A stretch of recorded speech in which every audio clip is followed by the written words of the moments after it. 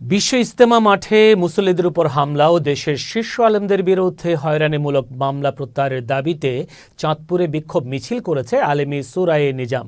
বুধবার বিকেলে চাঁদপুর বাইতুল আমিন মসজিদের সামনে থেকে ওলামা কিরাম ও সুরাজি নিজামের সাথীদের ব্যানারে এই বিক্ষোভ মিছিল অনুষ্ঠিত হয়। তাবলিগ জামায়াতের ভারতীয় নেতা মাওলানা সাদ সহ তার অনুসারীদের নিষিদ্ধ করতে আলোচনা সভা অনুষ্ঠিত হয়। এই সময় বক্তারা বলেন, ভারতীয় নাগরিক সাদ কোনো আলেম নয়, তিনি আমেরিকা ও ইহুদিদের ইন্ধনে বাংলাদেশের তাবলিগ জামায়াতকে বিভক্ত করতে কাজ করছে। সমাবেশে উপস্থিত ছিলেন হেফাজত ইসলাম চাঁদপুর জেলার সহসভাপতি ও চাঁদপুর রেলওয়ে জামে মসজিদের খতিব মাওলানা মুফতি সিরাজুল ইসলাম সহ অন্যান্য উলামায়ে কেরামগণ।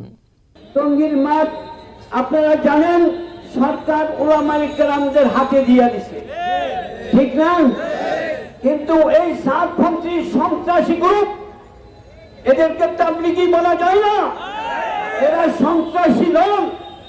আমাদের দাবি থাকবে এদেরকে চিরতরে অবাঞ্ছিত ঘোষণা করা, এটাকে নিষিদ্ধ ঘোষণা করা আমরা দাবি করি।